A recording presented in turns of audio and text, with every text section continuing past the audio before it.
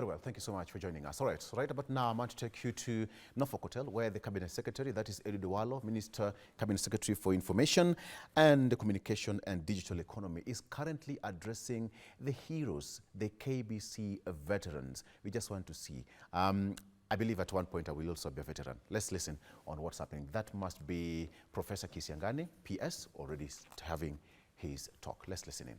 Watu wengi sana ambao tuliwaenzi, hasa watu kama Leonard Mambo Botela akitangaza mpira na Salim Mohamed, nadhani wakisonga kutoka kwa mpira wakitangaza matangazo ya Safari Rally, na nadhani bwana Leonard Mambo Botela ulikuwa na rafiki yako mkubwa sana Salim Mohamed, na Salim Mohamed alikuwa ni mtu ambaye alikuwa na sauti nyororo sana vile mnavyokumbuka. Pamoja na hao tulikuwa na nadhani nimeona Leonard Mambo Botela hapa.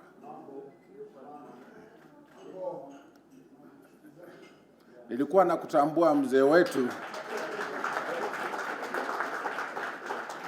Nilikuwa na kutambua sana na jinsi ulivyokuwa ukitangaza matangazo ya mpira na magari ya Safari Rally na mwenzako Salim Mohamed. Asante sana. Pamoja na hayo pia tulikuwa na vigogo wengi, sasa hatuwezi kuwataja wote, lakini ni kuwatambua tu wale viongozi wa matangazo wa kike kama Asha Mohamed. Asha Mohamed ako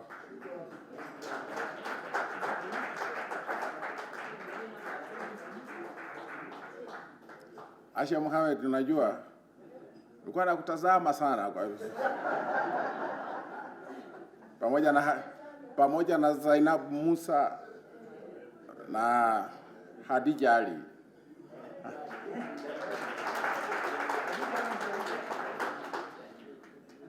Sasa hao watu walisisimua maisha yetu, wakatufanya watu tu ambao tunaishi maisha ya furaha, na wakati walistaafu katika ule ukumbi wa matangazo, sisi, na hii ni hali ya kibinadamu, mnaweza kusahau watu ambao waliweza kuihudumia hii nchi kwa njia ya kipekee. Na ndio nataka kumshukuru waziri wetu kwa kutafuta nafasi ya kuweza kujumuika na nyinyi. Bwana Fred Obachi Machoka, unajua kwamba tunakutambua na kazi ambayo umefanya tukiwa chuo kikuu. Huyu Fred Obachi Machoka na maneno fulani, bibi yake alikuwa katika darasa moja chuo kikuu na mimi. Tena ni mtu, bibi yake anatoka katika kijiji kimoja na mimi. Na tulikuwa tukiangalia Fred Obachi Machoka, tunafikiria alikuwa anatoka katika sayari nyingine tu, si hii sayari yetu. Sasa asante sana ndugu yangu kwa mambo ambayo umefanya na mchango wako katika nyanja ya matangazo. Sasa kwa hivyo na unajua alikuwa anashughulikia mambo mengi, kukiwemo mambo ya muziki, na hapo ndio tulikuwa tukikutana kabisa tukifikiria mambo ya muziki wa Lingala, rumba. Mambo hayo ni jina la pili la Fred Obachi Machoka. Mwisho sasa, kwa vile hatuna muda, ni kwamba sisi katika wizara tunafikiria kwamba kuna bado kazi nyingi ambayo tunaweza kufanya ili kuwatambua watangazaji wetu na kuwafanya maisha yao ya uzeeni yawe bora kuliko yalivyo sasa.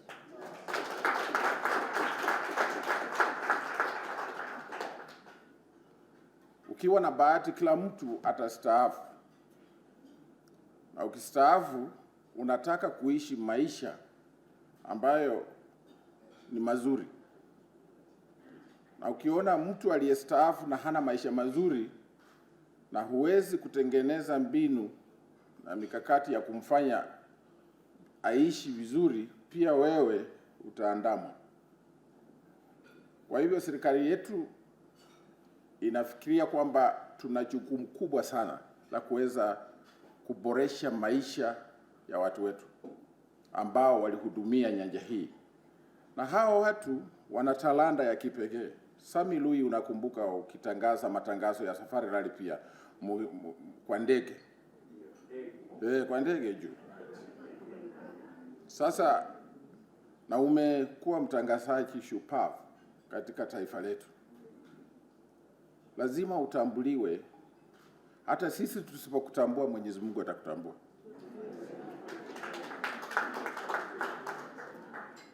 Kwa hivyo tumekuja hapa kusherekea talanta ya kipekee, na mimi pamoja na waziri wetu tunafurahia kuwa hapa, na nadhani kwa mwongozo wa waziri wetu tutaweza kuwa na nafasi kubwa ya kuongea na nyinyi na kuweza kukutana mara kadhaa ili tuone ni jinsi gani tunaweza kusaidiana. Kila mtu ako na changamoto tofauti, lakini kwa jumla huu uwanja wa utangazaji pia una changamoto tofauti. Ninyi ambao mmestaafu mna jukumu la kujenga talanta mpya zinazotokea. Sasa unaona matangazo katika redio lazima yawe na heshima pia, na ninyi mlikuwa watu wa heshima. Nataka hiyo heshima itiririke kutoka kwenu na muiachie vijana ambao sasa wameingia katika uwanja huu. Sasa kwa hivyo tunawategemea kwa njia kubwa kabisa, na mkiwa na mapendekezo ambayo yanaweza kutufanya sisi kama viongozi wa serikali kuweza kushughulikia swala hilo ili muwe walimu ambao wanaweza kujenga hizi talanta, tutafurahia sana. Kwa hayo machache leo, mimi si mtangazaji kama nyinyi, sikujaliwa sana, lakini nimekuwa nikifanya mijadala katika runinga miaka kadhaa, na nimeona leo nizungumze tu lugha yetu ya taifa. Bwana Tobi Liambila, wewe umekuwa mtangazaji wa mpira, lakini nadhani miaka haiwezi kukuzuia kuendelea kutangaza mpira.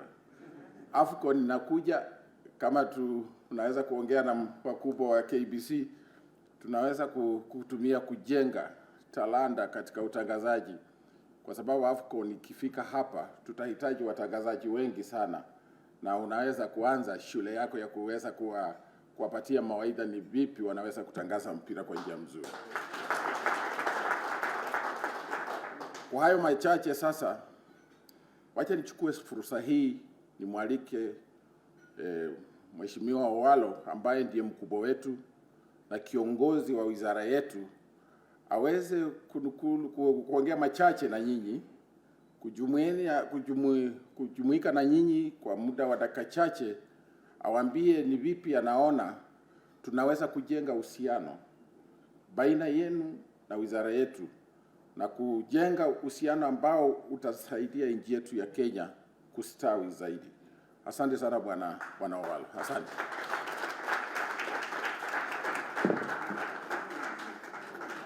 Shukran.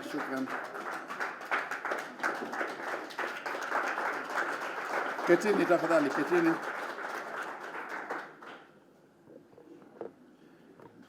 Mimi sina uwezo sana kama Profesa Kisangani kwa lugha ya kitaifa. Lakini nitajaribu kidogo. Kwanza nataka nishukuru Mungu kwa kutupatia nafasi ili tukutane asubuhi hii ya leo, kwa sababu imetupatia nafasi ya kuonana ana kwa ana na watangazaji wa zamani wa kitambo ambao tulikuwa tunaona tu kwa runinga. Wengi wenu ni wale tulikuwa tunaona kwa runinga tukiwa wadogo. And today is the first time I'm seeing some of you face to face. So it's a great honor that we are here this morning. When Lee called me, I readily accepted, because I did not believe that I would get an opportunity to see some of you people.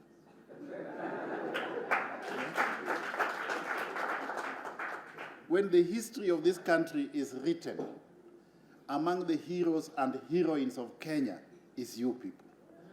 Yeah? So I'm very, very happy that I've gotten the opportunity to be here today. But before I make some off-the-cuff remarks, let me read an official speech, which I had then. I'll augment it with some little off-the-cuff remarks. It is truly an honor to stand before you today, good people, as the Cabinet Secretary for Information, Communications, and the Digital Economy. In this gathering of distinguished veteran broadcasters, I extend my heartfelt greetings and profound gratitude for the indelible mark you have left on the landscape of broadcast media in this country. First and foremost, allow me to express my deep appreciation for the significant role that each and every one of you has played throughout your distinguished careers, and of course by extension in the history of broadcast journalism in our country. Whether as news anchors or editors, you demonstrated unwavering commitment to truth and objective reporting, enlightening and educating the nation. And for others among you, it was through your dedication to entertaining us with music, comedy, television, and radio dramas. And Obachi Machoka is a classic example in this regard. Throughout your careers, you displayed remarkable resilience in overcoming challenges and serve as role models for those who follow in your footsteps. Your collective place in the fabric of our nation is therefore not just indisputable, but indispensable as well. As veterans in this field, you haven't just observed, but you have actively participated in the evolution of media. Your experiences, your stories, your insights are invaluable treasures that enrich the history of broadcast media and provide guidance for current and future communicators. I'm therefore, ladies and gentlemen, extremely pleased to note that you have organized yourselves under the banner of broadcast icons, not only to reminisce about a glorious past, but with a keen intent to offer insights that will mentor upcoming broadcast journalists, helping them navigate a highly disrupted digital future. This is a very, very noble initiative, good people. But our history in this country is awash with examples of very noble initiatives like this one of yours, which are not pursued to a logical conclusion. I hope you are not going to fall a victim to the same. We want to see this effort sustained so that those who are even current practitioners graduate and join this entity. Okay?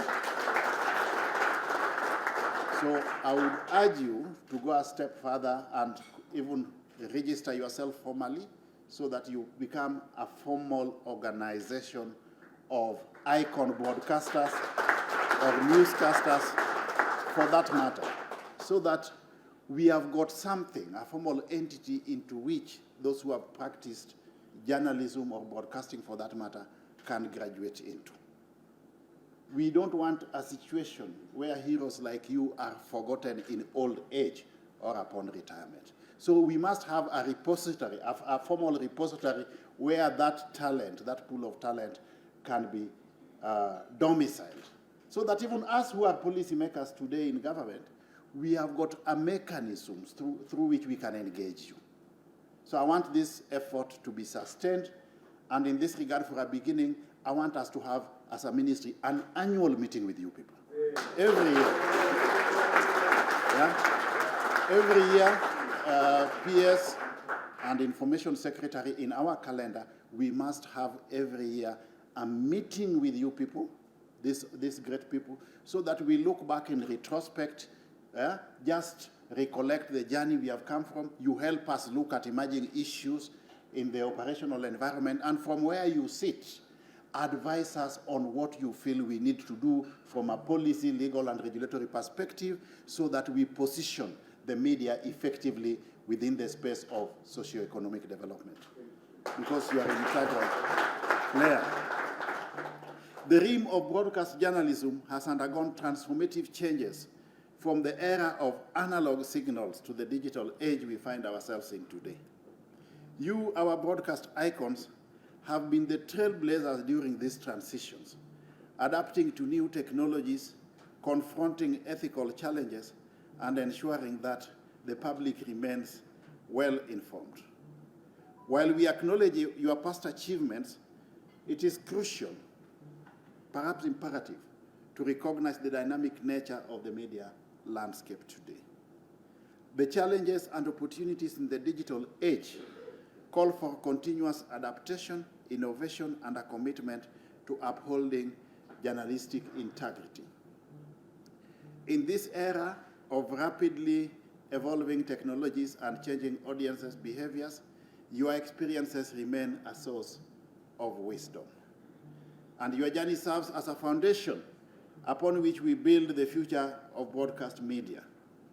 As we embrace the digital age, we must not forget the core principles that have defined good broadcast journalism throughout history: accuracy, fairness, and a commitment to the public interest.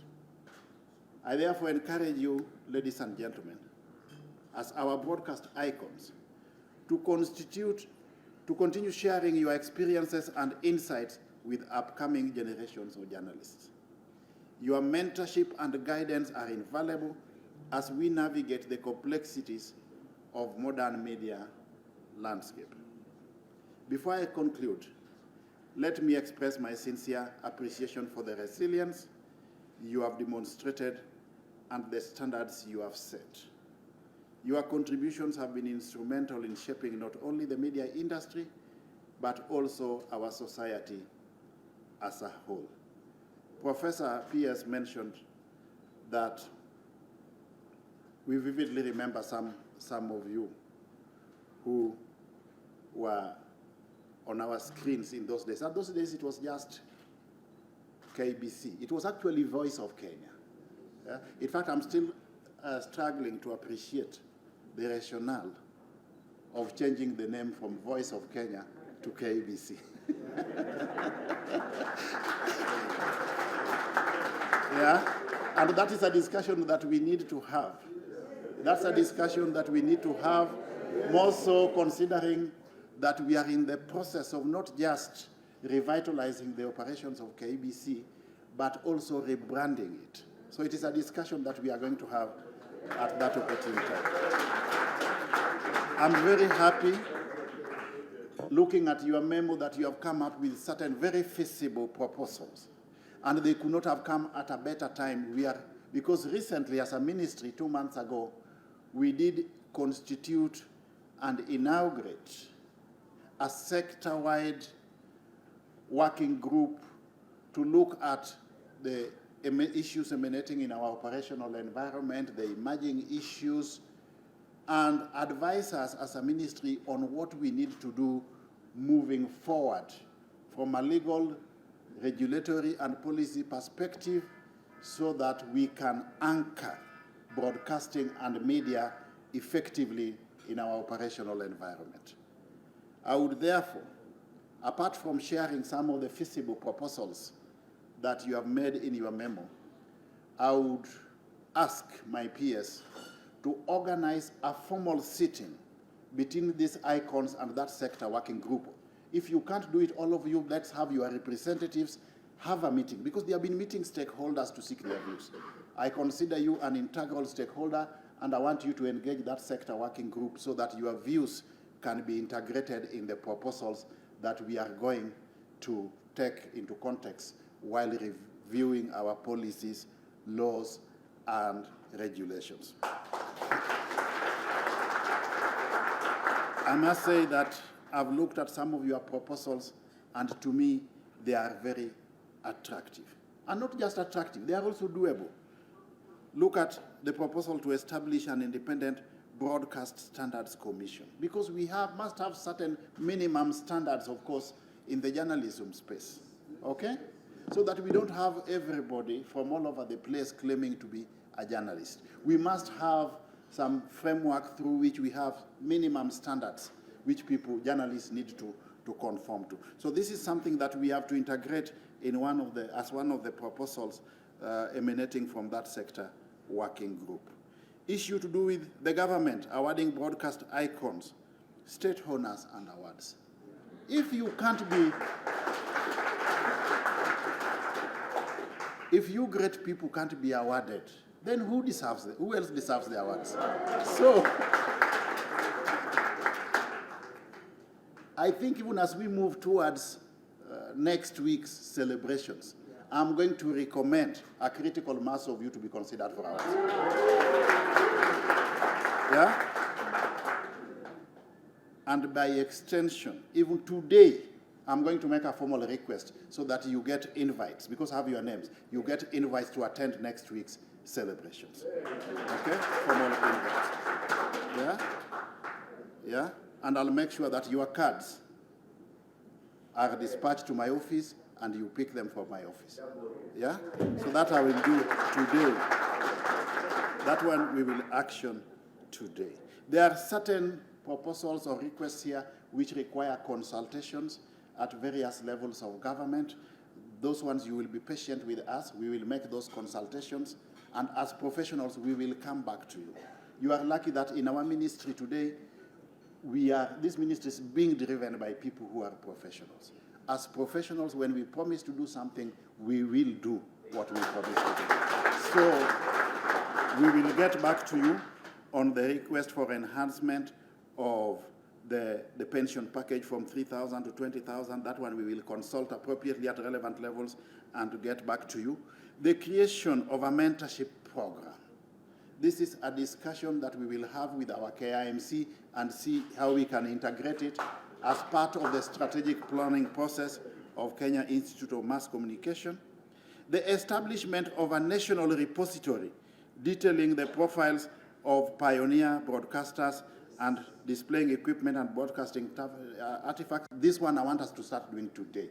I came here with the CEO of the Kenya Yearbook. Kenya Yearbook is a parastatal agency under our ministry which documents achievements of not just government but also organs within our ministry and government at large. So I'm giving instructions that the Kenya Yearbook will embark on working on the history, documenting the history of broadcasting and journalism in this country, and deeply embedded in that history will be the contribution that you icons have played in the history of our journalism, including but not limited to your profiles. So that can be documented somewhere so that even future generations can see who played what role in this space. We must document it, because if it is not documented, it will be forgotten. So that she will embark on.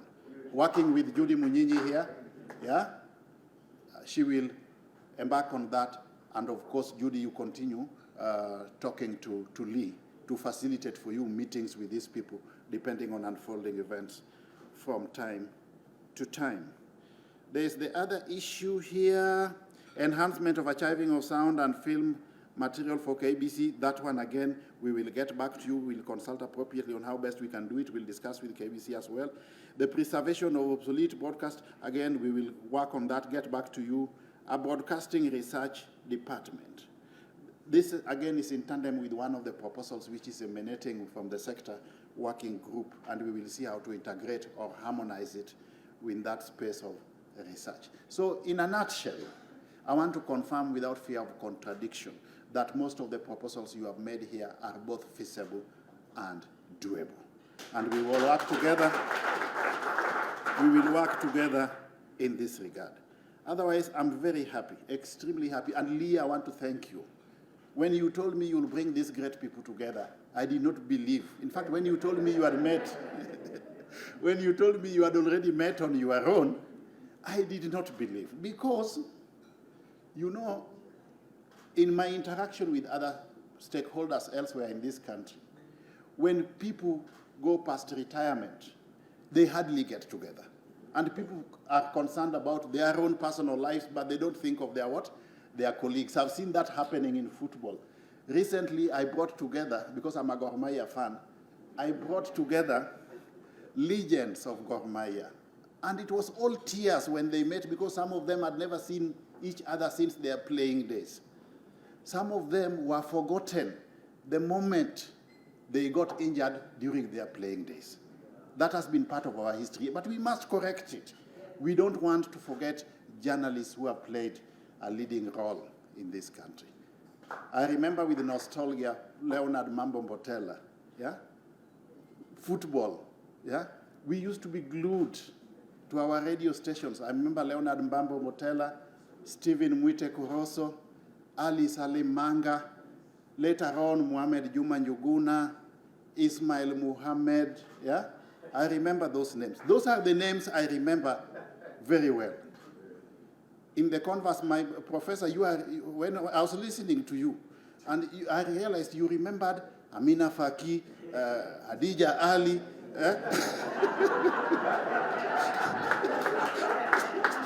So it's a question of where somebody's interests were.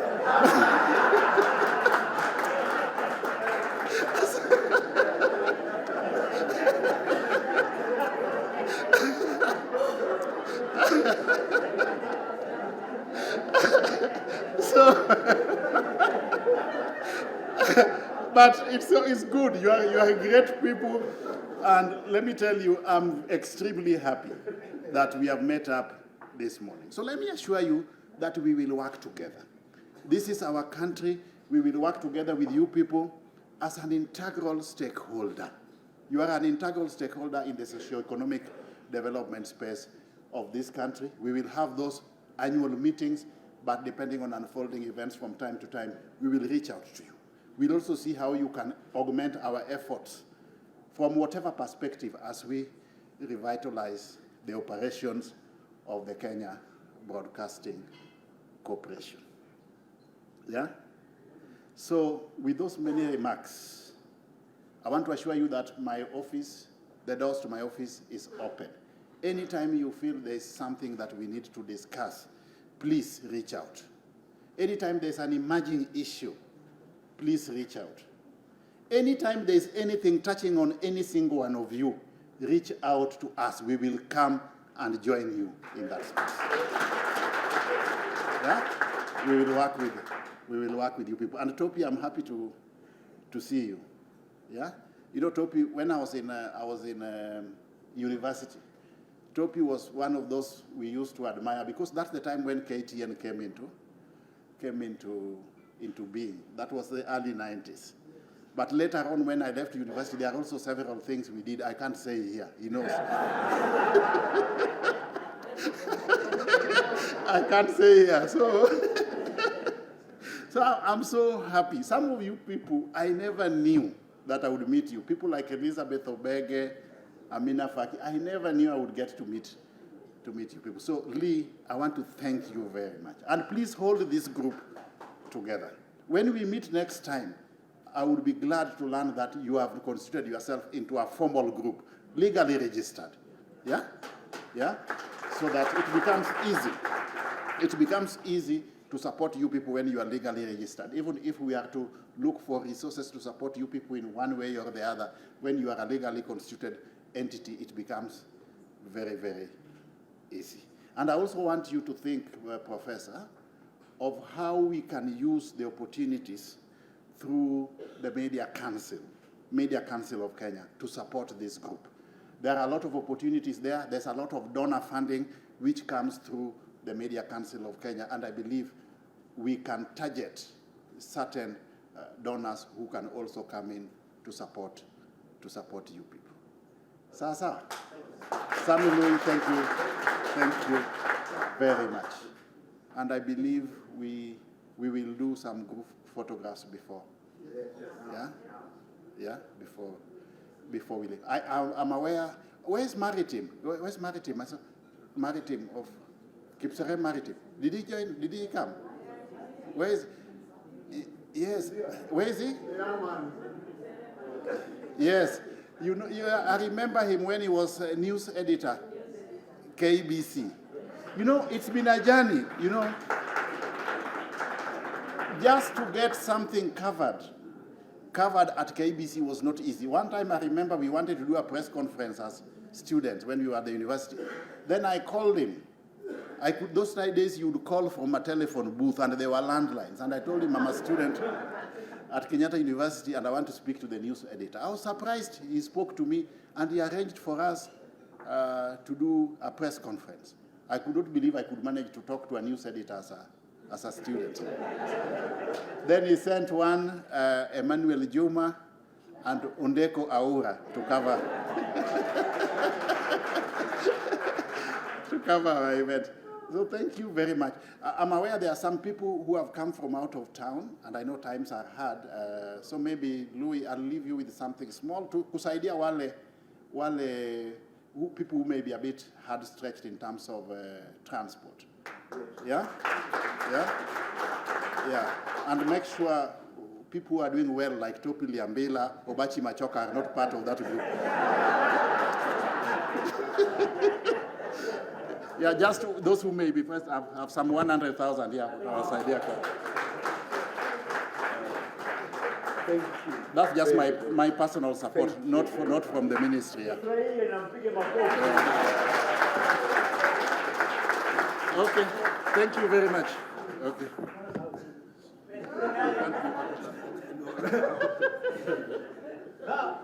So, ladies and gentlemen, Makofi.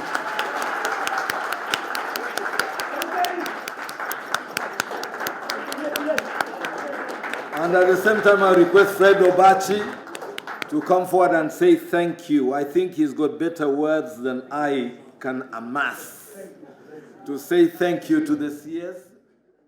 All right, that is the CS, Eliud Owalo. That is the CS for Information, Communication and the Digital Economy, meeting the KBC or VOK veterans. That is the heroes and heroines, people who have been here where we are today, yesteryears. What an amazing moment to be at this particular platform at this particular moment. I mean, these are the guys who started, the veterans who started this place where we are in today. And probably, Vivian, at some point will also be called in such meetings. I mean, you never know. We are also writing our own story. All right, writing our own story. We'll be taking a look at that later on. And he's made several promises even to the persons out there. Now.